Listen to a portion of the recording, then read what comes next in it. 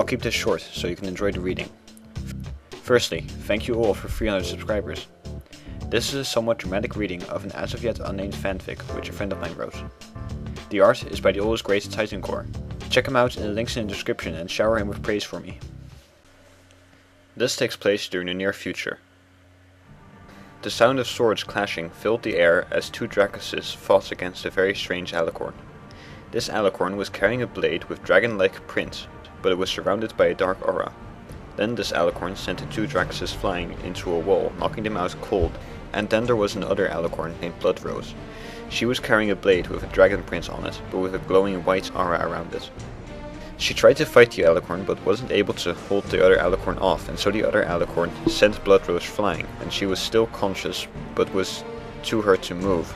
So the other alicorn named Joseph was about to grab Clover, Bloodrose's daughter, when Joseph heard someone yelling at him, so he turned around and saw a much older and larger Dracus than the other two, and Joseph recognized his Dracus as Shadowstrike, Clover's uncle and the hero of gods.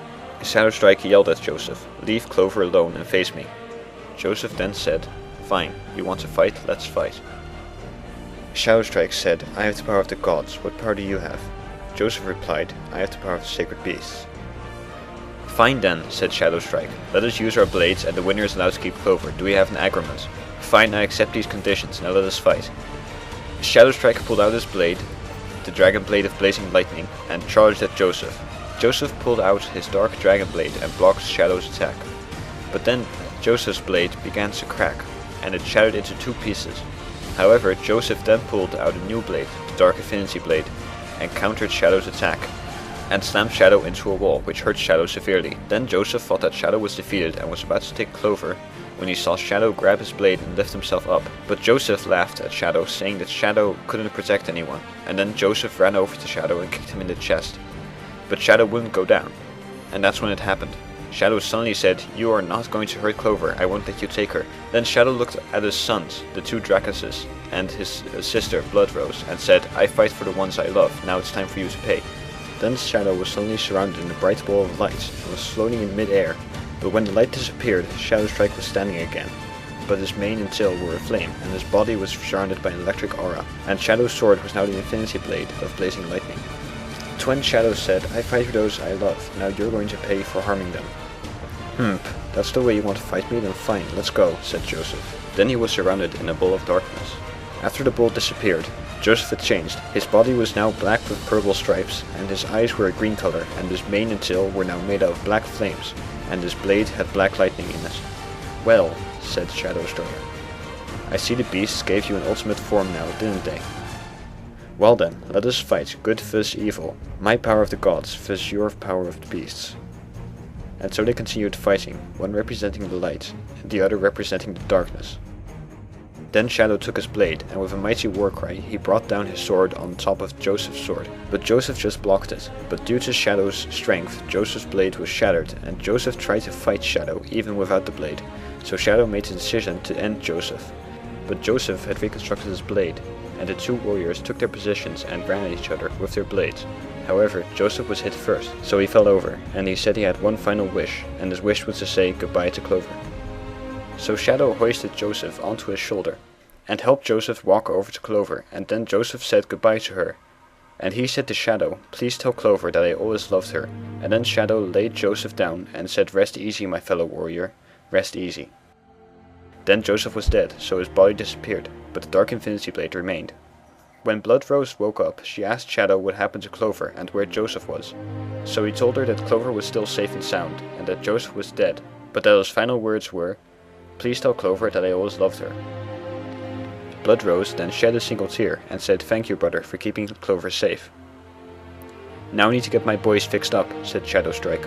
So Bloodrose carried the red and black Dracus known as Blaze into the house and laid him on the bed in the spare bedroom, and Shadowstrike carried the yellow and black Dracus known as Bolt into one of the bedrooms and laid him on the bed. Shadowstrike was then enveloped in a ball of light, and he returned to normal, and then Shadow walked out into the living room where Bloodrose was with Clover.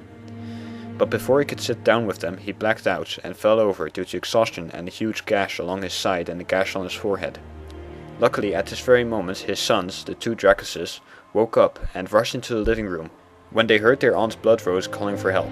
When they got into the living room, they saw their father lying on the floor, with blood pooling from his wounds, and his breathing was shallow.